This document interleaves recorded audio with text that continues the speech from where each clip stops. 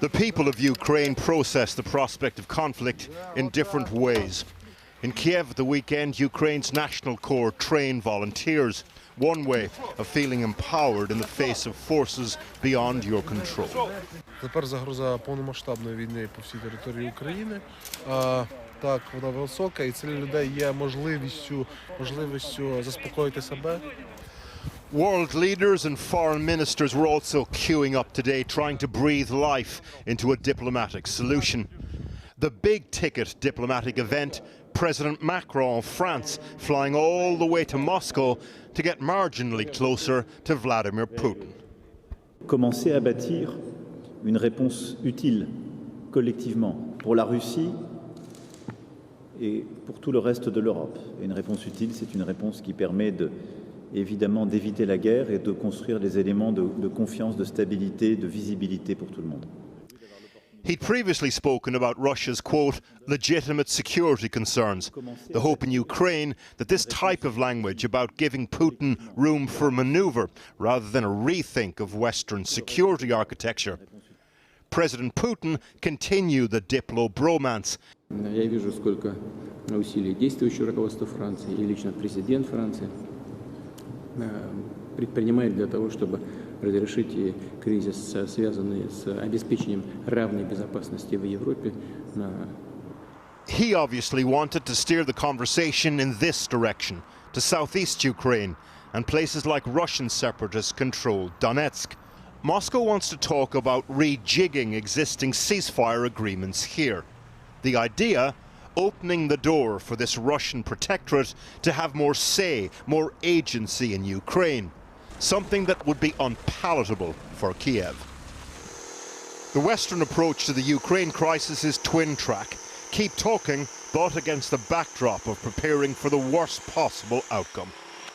The Ukrainian army holding tactical drills today near the Crimean Peninsula. Also today, NATO top brass spoke about the Russian buildup of troops reaching the levels required to invade Ukraine, if it so wished, in about 3 weeks from now. If you look at the buildup of the forces, it is possible to have that sort of an operation on the Russian side by the end of this month. And whether they do that, whether they have the true intention or not, is something we don't know. As we speak, Germany's Chancellor Olaf Scholz is meeting President Biden in Washington. The view from a Russian fighter jet patrolling the Belarusian border. The advantage Putin has, he mainly just has his own perspective to worry about. The diplomatic challenge for the US and Europe, making sure twin track stays all united front. Well, earlier I spoke to Andrei Zagorodnyuk, the former defense minister of Ukraine, and I asked him what he made of this latest diplomatic flurry, including President Macron's visit to Moscow. Well, of course, they try to apply their diplomatic potential in order to resolve this crisis, which is great. And we're all for it, because indeed, we believe that the diplomatic solution is the best one. The biggest concern is that Putin will be demanding that West is ramping up military support for Ukraine and actually military presence in Ukraine. If the countries will start to concede to Putin and make promises to him that Ukraine not becoming a NATO member, then it's a clearly a negotiation at the gunpoint, in sort of, you know. And in this case, yes, it's very bad news. Not so much about NATO, but more that Russia tactic is working.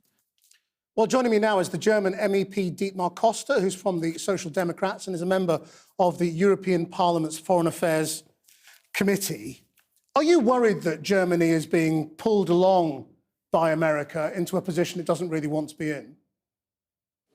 Well, I would point out that Germany is a reliable partner in this conflict. We are really anchored in the Western world, and there is no doubt about this. And it is clear that the Western must stay united for the Russian threat. But I think the most important thing is that we must prevent war.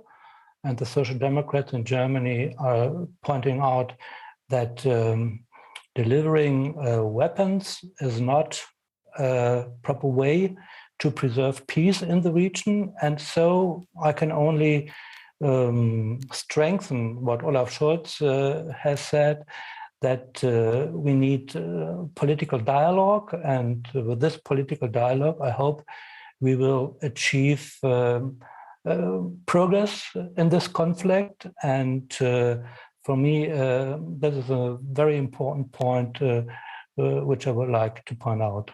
Right, but the United States and Britain are sending troops to Poland to near the Ukraine border. Do you see that as a sensible move? Well, I would say those states are asking for solidarity. This is a move which some of our partners are implementing, and I think it's good. But Germany is not the country, as the previous government who followed the same principle that we should not deliver arms in this region.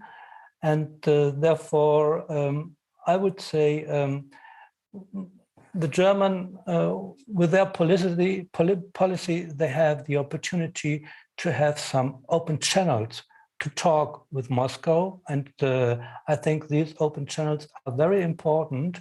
And so Olaf Scholz will have a meeting with Mr. Biden, and then with Mr. Putin. We'll see what happens out of those meetings. But do you think Germany is compromised at all by its reliance on Russian gas?